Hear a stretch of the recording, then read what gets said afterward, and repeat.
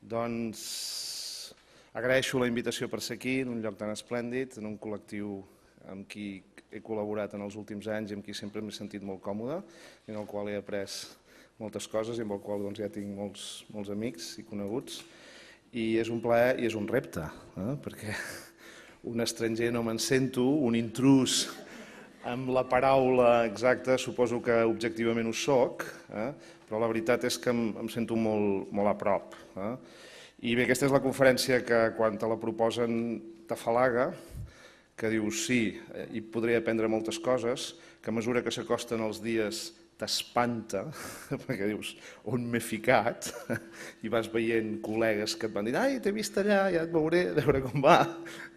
I que t'obliga a fer 4 reunions prèvies per preparar-la, i que espero que surti bé, i en la qual el que faré serà aportar la meva experiència de lingüista. Jo soc un lingüista que estudia com llegim i escrivim avui, i també ho feia fa 20 anys, però llavors era diferent, perquè hi havia bàsicament paper. Ara ens trobem en un altre context, llavors avui estudio com llegim i escrivim avui. El meu projecte de recerca és l'impacte que tenen l'1x1, coneixeu l'1x1, que és això d'un nano, un portàtil, a l'institut. Doncs el meu projecte d'I+D+I és precisament quin impacte té això en la manera de llegir i escriure dels nanos avui i dels professors també, i de les seves famílies, perquè clar, el portàtil se l'enduen a casa.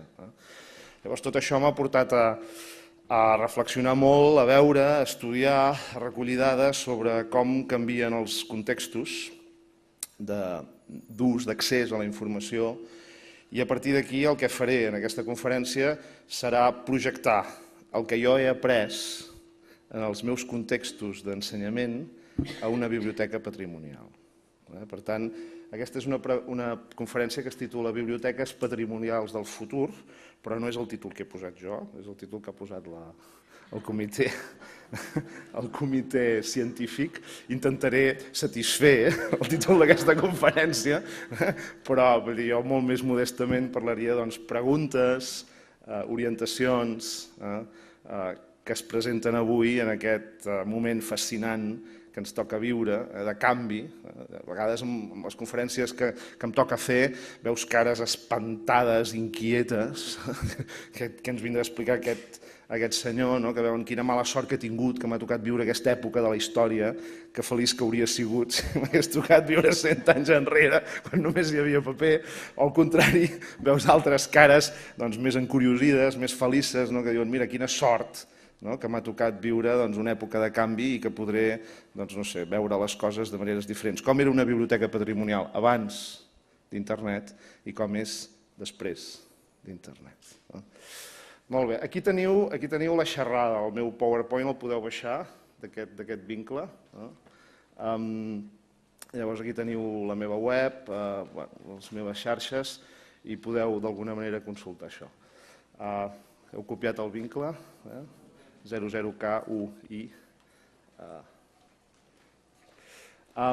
Llavors, avanço. Primer explicaré 3 metàfores que a mi m'han ajudat molt a entendre què està passant.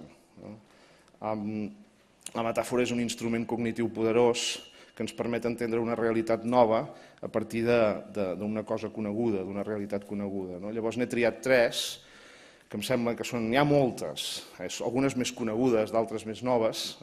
N'he triat 3 que a mi m'han ajudat molt en aquest context de canvi, entendre què està passant, en aquest cas en les biblioteques patrimonials, en el meu cas concret en els instituts o en la meva pràctica quotidiana.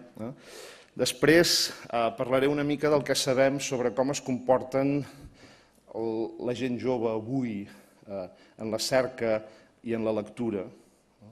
És a dir, què sabem de quins comportaments tenen d'usos des d'una mirada lingüística, no sociològica.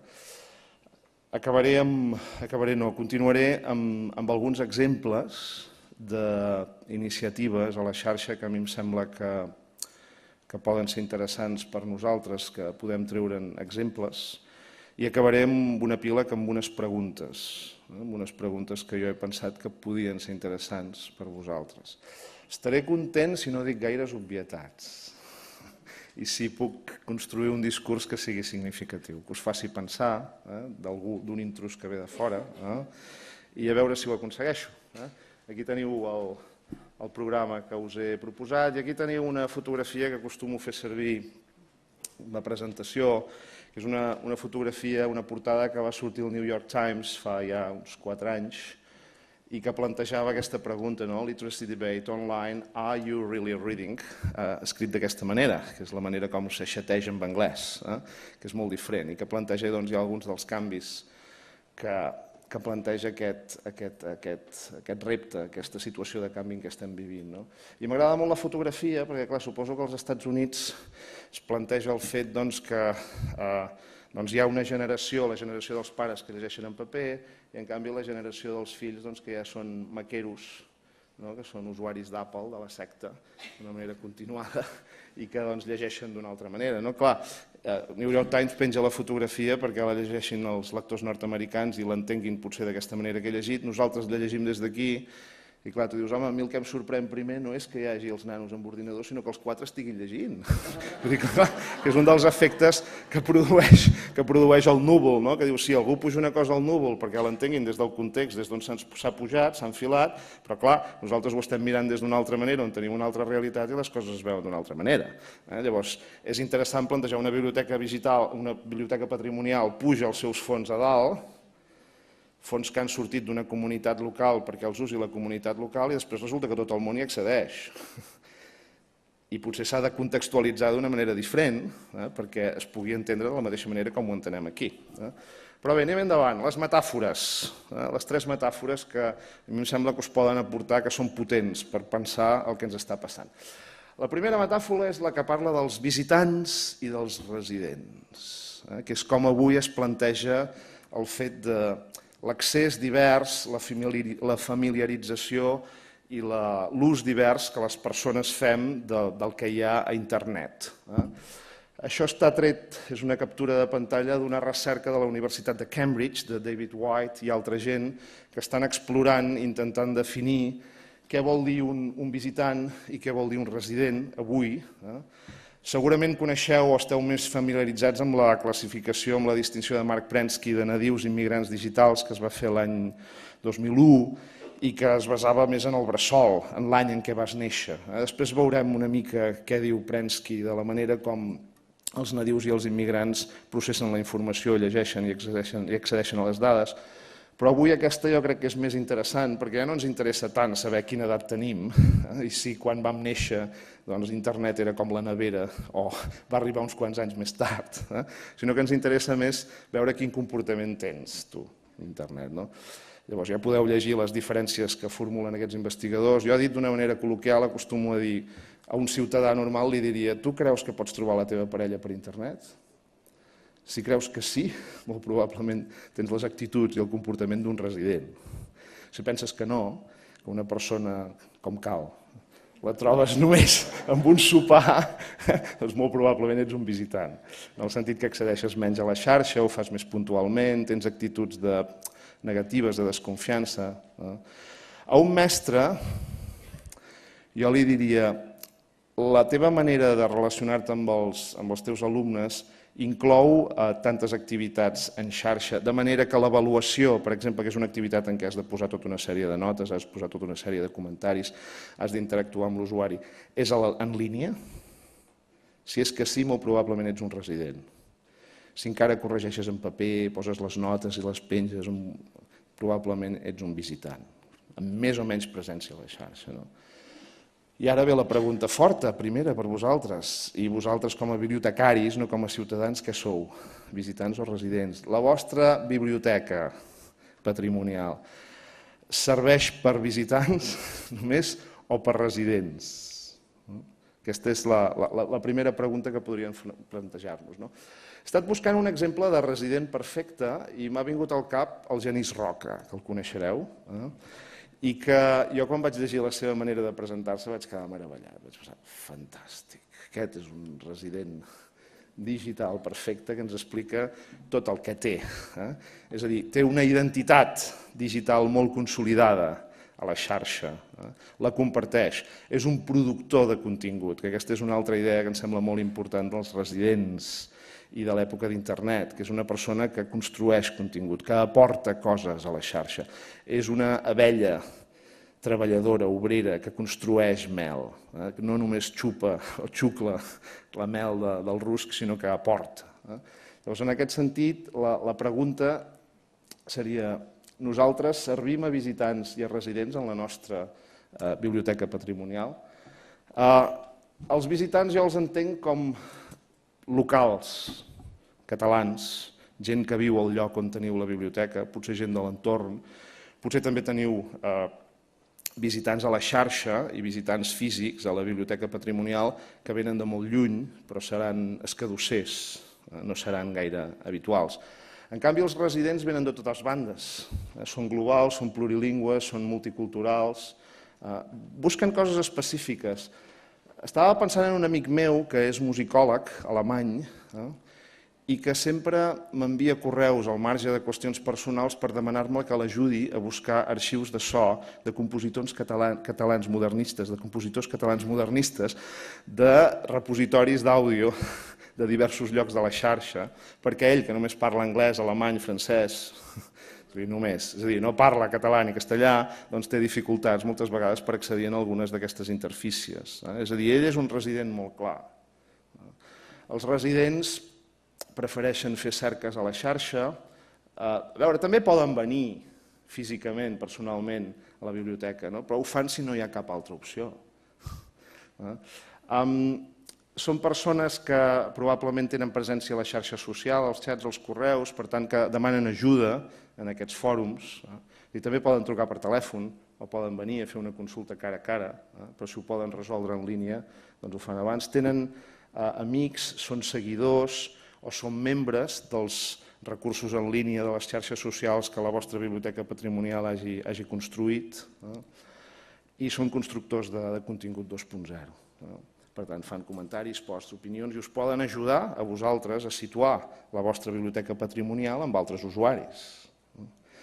En canvi, els visitants, doncs bé, poden fer consultes ocasionals a la web, poden buscar l'horari, poden buscar la localització si és la primera vegada que han vingut, poden consultar alguns fons que teniu allà, però és una consulta més puntual. Prefereixen consultar el fons i venir presencialment, personalment, allà. Busquen segurament l'atenció més individualitzada, més personalitzada, potser no entenen tant que un altre usuari els pot ajudar i en aquests aspectes d'aquí tenen menys presència. La segona, l'última pregunta que faria relacionada amb aquesta metàfora seria què podem fer nosaltres per incrementar la presència o el caràcter resident de la nostra biblioteca patrimonial en termes d'aquestes preguntes que us plantejava aquí, que són d'alguna manera òbvies. Fins a quin punt tenim tot el fons automatitzat? Crec que aquest és el terme que feu servir per parlar que està tot catalogat en línia, accessible, etc. Es nota que sóc intrús. Fins a quin punt s'ha elaborat contingut digital? Després en parlarem una mica, suposo que és un tema clau d'aquesta jornada, que és clar, nosaltres tenim un fons, però elaborar el contingut digital és com fer un producte secundari, més sofisticat, a partir de la matèria primera, que s'adequa més a les necessitats dels usuaris i que connecta més potser amb els interessos culturals que tenim actualment, i vol dir que està digitalitzat i que està manipulat, en el sentit positiu de la paraula, que està elaborat. És a dir, no és un enciam que compres a la fruiteria brut que s'acaba de treure de l'hort, sinó que ja és aquests enciams de bossa que trobes, que et mesclen diversos tipus d'enciam, t'hi afegeixen la salsa amb la data de caducitat, etc. Llavors estem parlant d'aquesta mena de productes. Fins a quin punt podem oferir atenció en línia, amb tots els avantatges i els inconvenients que té això, l'esclavatge que té l'atenció en línia, en el sentit que has de tenir algú que va responent correus, que pot fins i tot xatejar, perquè ja sabeu que en aquests contextos tan sofisticats de residents digitals ja tothom està abandonant el correu electrònic. És famosa un senyor, em sembla que és espanyol, però que treballa en una empresa nord-americana, que va fer un post ja fa un parell d'anys dient que ell tancava tots els comptes de correu electrònic i que a partir d'ara només es relacionaria amb el seu món a partir de les xarxes socials, pels xats i els missatges. Fins a quin punt tenim determinats desenvolupaments de blogs, de fotologs, de videoblogs, de Scoopit, etc., de repositoris, la presència a les xarxes, preguntes més freqüents, etc. Anem a la segona metàfora, que és una metàfora més clara, també més coneguda, que és la metàfora del contingut i del continent. És a dir, la metàfora, a mi m'agrada plantejar-me, també es pot parlar del piano i la música, l'arròs i la paella, a mi m'agrada més parlar de les ampolles i el vi, perquè té una certa tradició en l'educació, que es diu que sí, molta modernització, molta pissarra interactiva digital, molt ordinador, acabem fent el mateix vi amb ampolles noves. Per això no calia posar tants ordinadors i fer tanta inversió. Aquesta és la metàfora. Llavors apliquem aquesta metàfora a la biblioteca patrimonial i ens plantegem, bé, tenim tot un conjunt d'ampolles fantàstiques, precioses, amb un valor històric, amb un valor patrimonial increïble, que els hem de guardar, esclar que sí, però avui el que fem és consumir el vi que tenen dins. Llavors el que és més interessant potser és plantejar-nos no només ja com podem guardar les ampolles, sinó com podem buscar noves maneres de consumir aquest vi, d'assaborir aquest vi d'una manera més adequada a la sensibilitat i als interessos que tenim avui. Aleshores aquí em sembla que podem aprendre una mica coses del que ha passat en el món de la música. Aleshores, aquí teniu algunes imatges per recordar que quan vam començar a tenir enregistraments de música, el primer, potser va ser més popular, va ser el disc de vinil, després van passar als compactes i ara ja som a una situació on tenim botigues en línia per comprar música o tenim la possibilitat d'escoltar-la amb el que se'n diu streaming, sense baixar la música. Llavors, clar, el que és interessant és pensar en els efectes que ha tingut el canvi de continent en el contingut, que és el punt que em sembla clau. Llavors, clar, a l'època del vinil, els músics van acabar fent música adequada al continent, de manera que feien obres al Lluís Llach, feia Ítaca, i era exactament la mida d'un LP. Clar, quan es va morir el vinil i vam arribar al CD o al DVD, allò ja no tenia gaire sentit, perquè tu amb un CD hi podies posar 4 discos d'en Lluís Llach. De fet, alguns hem comprat. Després, versió digital, els discos que teníem en vinil, i hem estalviat diners comprant un CD que d'alguna manera té diversos discos. Clar, en aquest context els músics potser ja han deixat de compondre la música d'una determinada manera segons l'extensió i ja s'han plantejat altres criteris per triar l'extensió de les seves obres. És interessant el cas de Dark Side of the Moon, de Pink Floyd, que va ser una obra composta d'alguna manera a l'estil del Lluís Llach i del viatge a Ítaca o del mar del Lluís Llach, i que quan vam tenir la possibilitat de comprar cançons aïllades de Dark Side of the Moon de Pink Floyd, els components de Pink Floyd van presentar una demanda contra la discogràfica que tenia els drets perquè havia acceptat de vendre aquest disc amb les cançons per separat, i la van guanyar. Però, si vosaltres aneu a iTunes, per exemple, podeu continuar comprant per separat cadascuna de les cançons de Dark Side of the Moon. Per tant, seria un bon exemple de com el poder econòmic o comercial té més força que no pas els drets d'autor o fins i tot la voluntat de l'artista. En qualsevol cas, suposo que aquest és un tema clau per plantejar avui, que és nosaltres tenim la música, tenim la literatura, tenim l'art, tenim tots els fons patrimonials amb unes ampolles determinades, que són les que es feien servir quan es va crear aquest fons, però ara ens trobem en un context absolutament diferent en què els usuaris fan servir altres continents, tenim altres canals de distribució i a partir d'aquí ens convé plantejar-nos de quina manera ens convé elaborar aquesta manera d'accedir a la informació. I aquí ens plantegem aquesta pregunta que és molt bé. Tenim aquests recursos patrimonials i aquí he triat algunes imatges que m'han semblat significatives. Aquí buscava més que una obra de teatre, buscava els Pastorets, d'en Folch i Torres, buscava més el cartell, en el sentit de buscar iconografia, art patrimonial, que també hi poden haver en una biblioteca, poesia, que potser ens ha arribat en forma d'edició en paper, però que originàriament era clarament una manifestació oral, encara que aquí tenim Salvat Papasseit, que té un component visual important. Però de fet es parla també del parèntesi Gutenberg, en el sentit que la impremta de Gutenberg ha suposat un parèntesi en el que seria la cultura oral i que amb internet tornem a tornar a la cultura oral.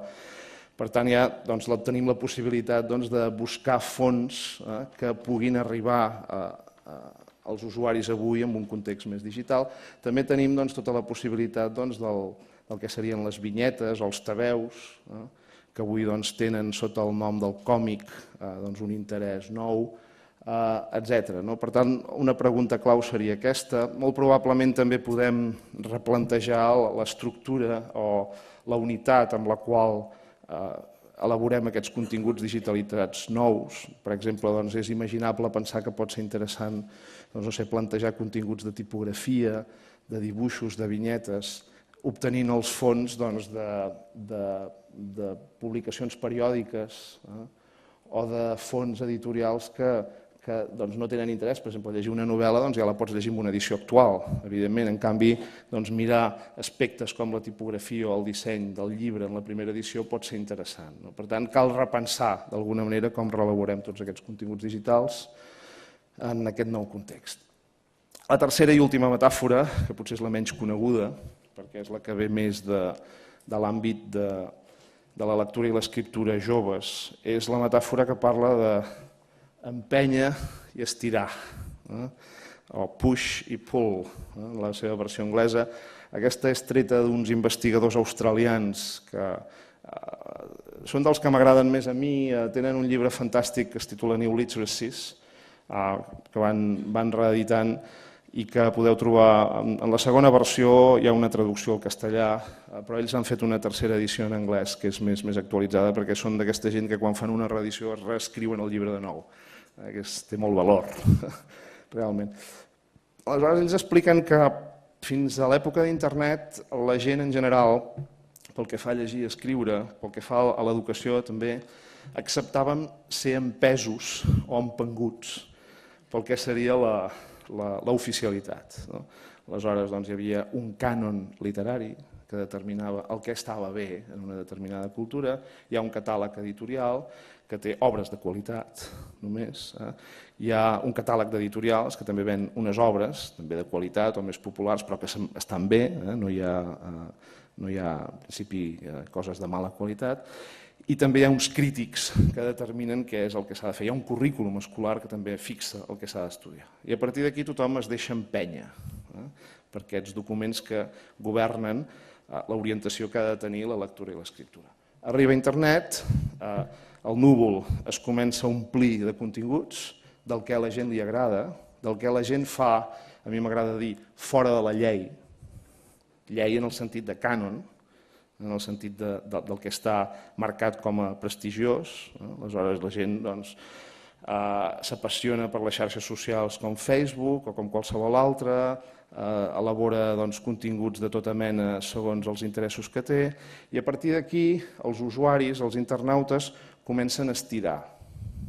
És a dir, ja no els interessa tant l'oficialitat, sinó que els interessa satisfer les seves necessitats personals i com que troben resposta a la xarxa, se'n van a buscar allò. Llavors potser a les biblioteques que té a prop un nano o una família en un determinat barri de Barcelona o de Catalunya no hi ha informació sobre música jamaicana o sobre la NBA o sobre còmic manga, perquè és una cosa que no és d'aquí, però se'n va a internet i ho troba. I s'apassiona per això i es fica allà dins i comença a desenvolupar tot un conjunt de relacions i tot un conjunt de contactes i accedir a tot un conjunt de recursos vinculats amb els seus interessos. Per tant, abandona el que seria l'oficialitat i el cànon, els cànons, i comença a estirar. Llavors, aquesta és una realitat nova que jo crec que també obliga a les persones que produïm continguts institucionals i que intentem avançar en aquesta línia de plantejar-nos ja no tant el que seria conservar i desenvolupar i fer conèixer el patrimoni que tenim, que és una opció evidentment que continua sent vàlida, sinó començar a plantejar-nos quins són els interessos que tenen les comunitats avui, els nostres usuaris, i com hi podem connectar. És un plantejament diferent, és un plantejament molt més centrat en l'usuari i en reconèixer que els usuaris són diferents, són nous i d'alguna manera elaboren coses diferents. I aquí m'he dedicat, aquesta setmana m'he dedicat a recollir alguns exemples en català de coses curioses. Per exemple, aquí teniu una persona d'aquí que fa machinima, que és tots aquests vídeos que fan a partir de fragments de videojocs. O teniu, per exemple, coses de fanfic en català, de diversos temes. I la pregunta seria, com podem... És a dir, menys que mai, els usuaris vindran a la biblioteca patrimonial. Ens hem de plantejar què podem fer perquè vinguin més, per connectar més, per acostar-nos-hi més. És a dir, segur que n'hi haurà, que continuaran venint, però cada vegada tenim més competència. I més competència a la xarxa de continguts que connecten més amb els interessos puntuals de cadascuna d'aquestes persones, perquè d'alguna manera hi ha més material. Per tant, nosaltres tenim més dificultats per trobar tots aquests usuaris i ens hem de plantejar una feina molt més de reelaborar i connectar el que tenim amb les necessitats del nostre entorn. Aquí he intentat resumir aquestes idees amb una transparència general en què, diu ahir i avui de la Biblioteca Patrimonial. Ahir li he posat aquest títol, que potser és una mica exagerat, paper i totxo, totxo en el sentit de físic, i aquí connexió, ús, comprensió, interpretació, que seria el sentit que té el patrimoni, que és que et fa sentir, és a dir, el coneixes, l'uses, el gaudeixes i això et fa sentir més implicat en la teva comunitat, també més feliç, més ric culturalment. Aleshores, jo diria que abans posàvem més èmfasi en els fons, això volia dir en catalogar, en guardar, en ordenar, per tant, el tema eren les ampolles. I en canvi avui, jo diria que potser també perquè ja tenim les ampolles ben guardades, ens plantegem coses noves com podem atendre millor l'usuari. Per tant, com podem fer vi que s'adapti millor als gustos d'avui, potser amb productes diferents que tinguin gustos diferents, quina és la manera de provar aquest vi. Per tant, adoptem aquesta metàfora d'estirar, d'entendre que són els usuaris els que venen a estirar i que no hi ha un cànon que ens defensa, que també hi és, però que té menys importància. Per tant, jo diria, l'èmfasi que abans posàvem a guardar, a distribuir, a servir aquests fons, de mica en mica va passant a elaborar ponts perquè aquests fons arribin als usuaris, a formar aquests usuaris. Ara entraré en un altre capítol, que és a veure que els usuaris no necessàriament estan tan preparats i formats com per utilitzar els recursos que nosaltres podem servir. Una paraula que m'agrada molt és mediar. Mediar, és a dir, jo crec que cada vegada més amb internet el que tenim és més informació, però comprendre, usar i utilitzar els recursos és molt més difícil. És a dir, jo crec que hi ha un cert engany en la implantació que tenim d'internet, en el sentit que transmet la idea ingènua, esquemàtica i falsa que tot és més fàcil i que llegim i entenem les coses més fàcilment. Jo diria no, a veure, el que és més fàcil és que accedim a les coses amb 4 clics, amb 2 o 3 clics accedeixes a la informació i tens molta més informació. Però si realment estem parlant d'entendre les coses, de comprendre-les, d'interpretar-les, de poder-les integrar en la teva vida, de poder-les usar per ser més feliç, per poder fer més coses que les que feies abans, això requereix bastantes més coses que accedir a la informació, requereix entendre-les, requereix saber triar-les, interpretar-les, situar-les, i això és molt més difícil a internet que abans, amb un llibre. I a partir d'aquí és on el tema és mediar. L'entorn és molt més dinàmic, ens trobem en un context molt més actiu on, com he intentat mostrar, se suggereix que les biblioteques han de construir patrimoni, que és més versàtil, en el sentit que va canviant, que té una orientació més educativa, més comercial. Això a vegades és una mica inquietant, això de veure que es fan servir, que faré servir més endavant, conceptes com, per exemple, captar usuaris, fidelitzar usuaris, conceptes que venen del màrqueting, i clar, és allò que dius, però si jo era un bibliotecari, jo vaig estudiar biblioteconomia i vaig ser format per això, i ara em trobo que he de fer 1000 coses d'informàtica, de màrqueting, etc. A veure, jo també m'hi trobo, com a professor universitari o com a investigador, que toca fer moltes coses que dius, jo soc de filologia catalana, imagineu-vos, i em toca barallar-me amb Moodle cada dia i veure què ha passat i per què l'alumne no pot veure això, etc. Però per altra banda jo diria 10 minuts només, Déu meu. Ens trobem amb un... Tens por que no arribaràs, que et faltarà material i després et trobes amb una... que et falta temps, però bé, anirem ràpid, aprofitaré aquests 10 minuts. Ens trobem en un entorn, jo diria, més creatiu, més variable, més volàtil, també, amb tot el que té de bo i dolent. Molt bé. Un repàs molt ràpid als usuaris. A veure, una primera descripció una mica vella, però que jo crec que continua sent vàlida, és la de Prensky. És possible que us hagueu començat a trobar, com jo, usuaris que venen allà i no prenen notes, sinó que fan fotografies. Vas a una conferència i ja no veus gent que pren notes, sinó que treuen el mòbil i fan crac-crac. Diu, aquesta és la diapositiva més important, crac-crac.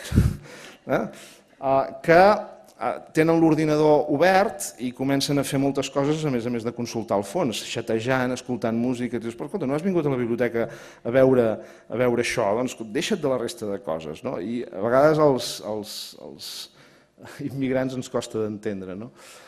Persones que cooperen més, que estan més acostumades a compartir, que suposadament tenen més impaciència.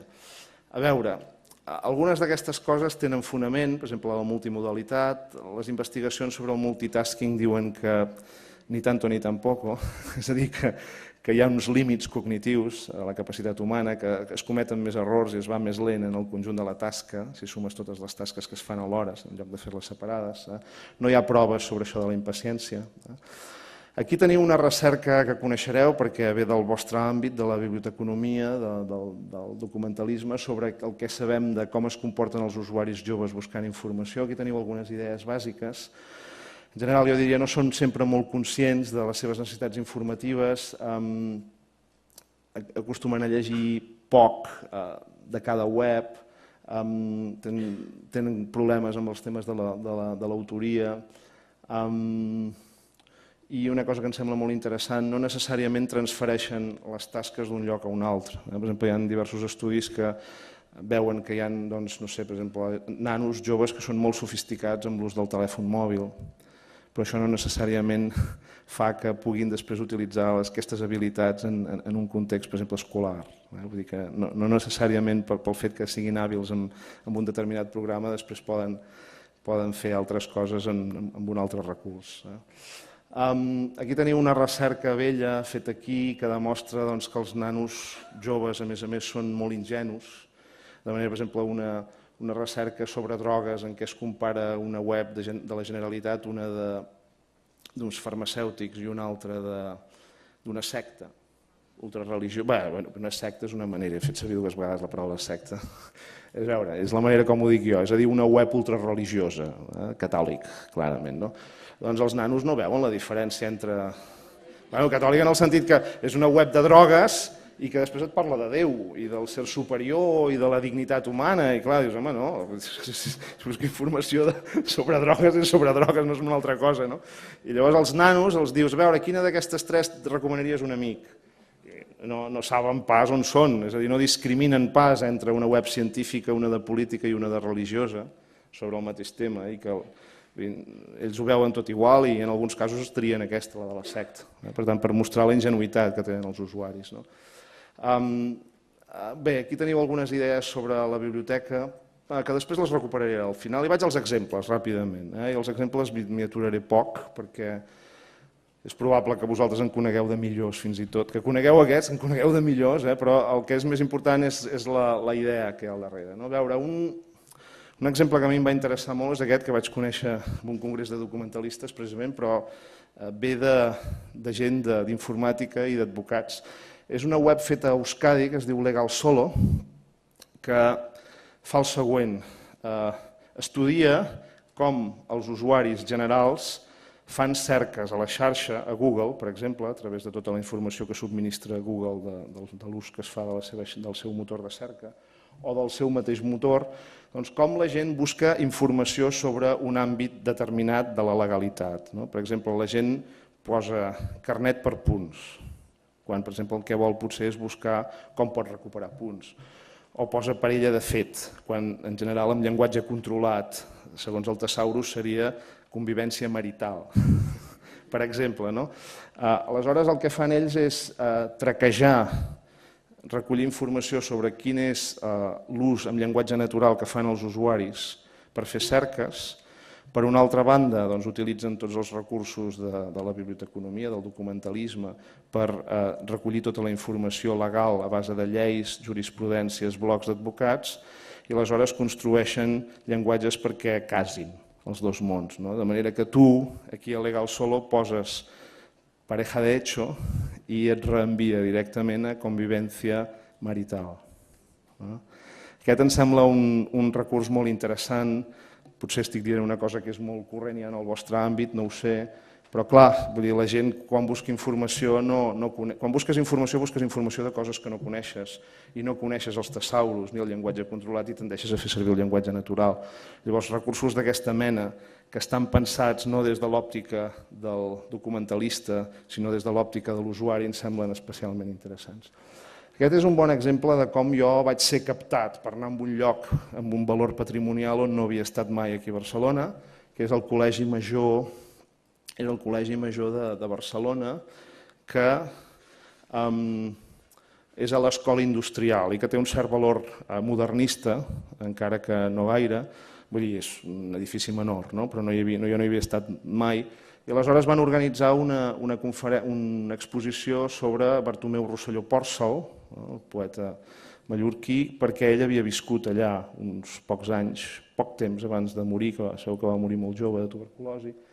I aleshores, el patrimoni era escassíssim, però sí que tenien la història que havia estat allà, aleshores van buscar altres recursos d'altres llocs i van organitzar una petita exposició que permetia d'alguna manera conèixer l'entorn i els serveis que ofereix aquest col·legi. Llavors és un exemple que a mi em va arribar de com pots utilitzar una petita exposició física que tenia molt poca presencialitat a la xarxa, en aquest cas, per captar usuaris nous o per fer conèixer un patrimoni nou. Arribem pròpiament al que jo en diria la bossa d'amanida, segons la metàfora que us he dit abans, la bossa d'amanida, que és elaborar contingut digital. I un exemple que a mi em sembla fantàstic i que coneixereu és aquest de les revistes de la Edad de Plata, que procedeix de la residència d'estudiantes de Madrid, on han agafat tots els fons de revistes, de poetes i de personalitats que van estar allà en aquesta època i que n'han fet una web esplèndida on pots fer recerques a partir de paraules claus, d'autors, i que t'ofereix molt més que la consulta d'un document físic. Aquest seria un bon exemple de com una bossa d'enciam és molt més interessant que l'enciam original, a més de més còmode perquè ho pots fer des de casa. Aquí teniu una altra idea que em sembla molt interessant, que jo vaig aprendre d'una bibliotecària nova-zelandesa, la Catherine Greenhill, que vaig conèixer a Gijón en un congrés de biblioteques públiques i que explicava que en un món tan globalitzat, en un món on tot és accessible per tothom, què pot oferir una biblioteca patrimonial d'una ciutat petita, d'un lloc tan petit en el context de tot el món. I deia que el que podem oferir de millor és el local, el més local, és a dir, l'arbre creix més amunt com més endins clava les arrels, que diu la Balenguera Nostrada, molt maco. Doncs a partir d'aquí jo crec que precisament el que té de bo la biblioteca patrimonial és que pot d'alguna manera fer això. Tenim alguns exemples, aquí teniu alguns exemples que em semblen interessants de com persones i institucions que no tenen les obligacions polítiques que té una biblioteca patrimonial contribueixen a elaborar contingut. I aquí teniu dos exemples que venen dels instituts, que també és l'entorn que conec jo. Aquí teniu un projecte que es diu Callejeros Literarios, en què els nanos de secundària es dediquen a elaborar itineraris per diversos llocs de la geografia espanyola, relacionant els itineraris que poden trobar a Google Maps o a Google Earth amb fotografies i amb informació sobre, per exemple, obres literàries, la vida, la biografia de determinats autors, pintors, etc. En aquest cas és literarios, per tant és obra de literatura.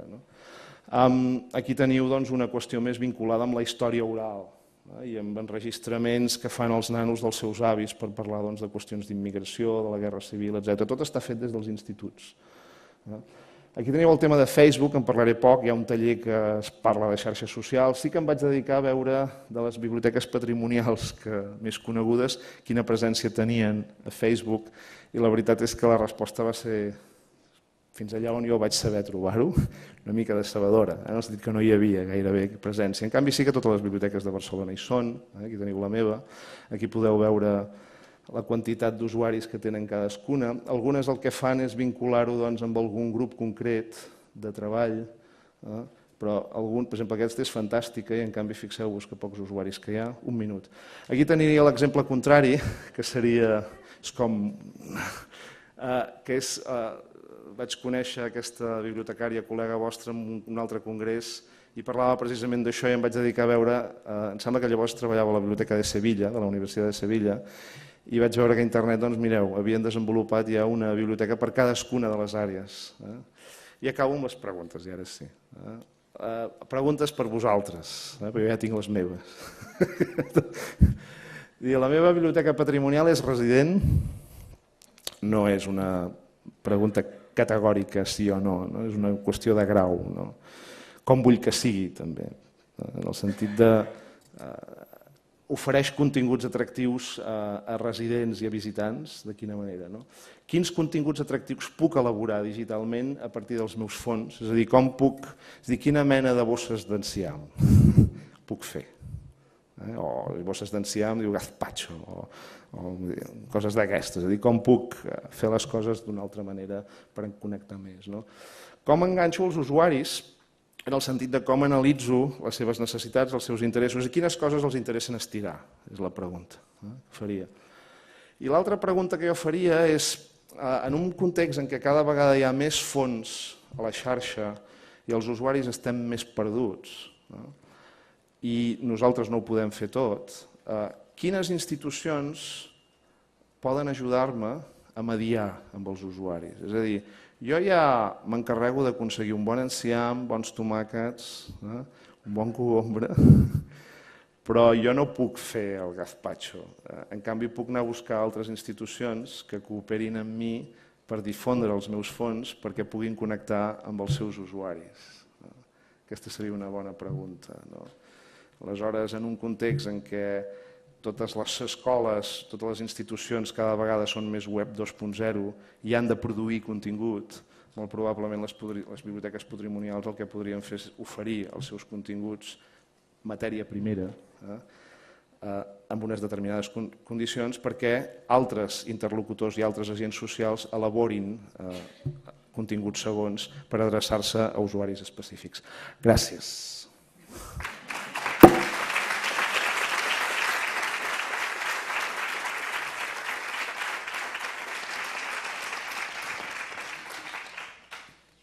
Gràcies, Daniel.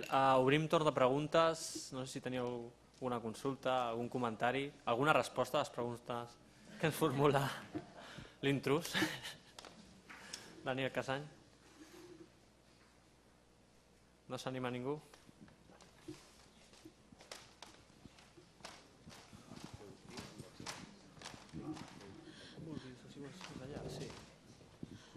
És un comentari, més que una pregunta. A veure, jo treballo a la Biblioteca de Catalunya i com a biblioteca patrimonial simplement constatar que una mica la complexitat de vegades és que no som residents o visitants, és a dir, que a les biblioteques patrimonials el que estem fent amb la incorporació de tot el món digital és anar sumant. No podem deixar als usuaris presencials, però a més hem de captar a d'altres. No podem deixar les coses tradicionals del paper i el totxo, però a més hem d'anar per l'altra via. I esclar, vulguis que no, a nivell ja no parlo de recursos, que a mi això no m'agrada parlar-ne massa, sinó parlo a nivell de l'actitud de la gent que hi treballa i de l'imaginari de les persones que hi treballem a les biblioteques patrimonials. No sempre és fàcil aquest continu, diguéssim, aquest continu ball, haver de pensar en model digital i en model presencial o com li vulguis dir. Per altra banda, m'encanten les metàfores, i amb el teu permís n'utilitzaré unes quantes. Felicitats, simplement. Gràcies. En la meva experiència de treballar amb diversos col·lectius, no és per fer la pilota ara, però els documentalistes sou els més avançats, els més espavilats. Una raó per venir aquí també és dir, vinc perquè aprendré. Sí, no només preparant la conferència, sinó escoltant. Però vull dir que sí que quan estàs en altres contextos més educatius, per exemple, o el món de les lletres. Clar, jo vinc del món de les lletres, del món de la filologia, imagineu-vos. Vull dir, això és una marcianada. Això que diu, sí, mira, molt bé. Vull dir que en aquest sentit la meva sensació, quan fa uns quants anys vaig començar a treballar amb coses més de lectura i a partir d'aquí vaig connectar més amb el vostre àmbit, va ser una sensació de dir, uau, mira, aquesta gent realment, potser perquè els va la feina, i ho veuen molt clar, s'hi han llançat. En canvi, jo arrossego molt de llast en altres contextos. Alguna pregunta més? Bé, jo en tinc una. Des del teu punt de vista, tu creus que el documentalista, el bibliotecari d'una biblioteca patrimonial, per enllaçar amb aquest nou usuari ingenu que arriba a pàgines de sectes o de científics o de polítics, què hem de desenvolupar més? Les nostres habilitats humanes en aquestes xarxes o els nostres coneixements tècnics? No ho sé. No ho sé. Vosaltres podeu valorar millor com gestioneu. És a dir, avui la feina de tots, també la vostra, és molt més complicada. Abans només tenies una persona que venia, que et demanava una informació, tu l'ajudaves, anaves a buscar el document, el deixaves, et preocupaves que el document tornés sa i estalvi i avall. I en canvi ara tot és molt més complicat. És a dir, jo com a professor no només m'he de preocupar de l'hora i mitja que tinc els meus estudiants allà i de fer coses que siguin rellevants, sinó que m'he de preocupar de penjar a Moodle tot el que hem fet, he de preocupar de buscar recursos, m'he de preocupar... És a dir, és molt més complicat tot. Llavors, a partir d'aquí decidir quina importància té cada component d'aquests, molt probablement no hi ha una resposta única, general, per totes les biblioteques o per cada grup de biblioteques, sinó que és una resposta molt local, depenent del tipus de biblioteques, de l'entorn, dels teus usuaris, i pot ser molt variada en cada cas. Molt bé. Alguna pregunta més? Segur que no? Tanco el torn de preguntes. Bé, doncs tanquem. Moltes gràcies, Daniel. Gràcies a vosaltres.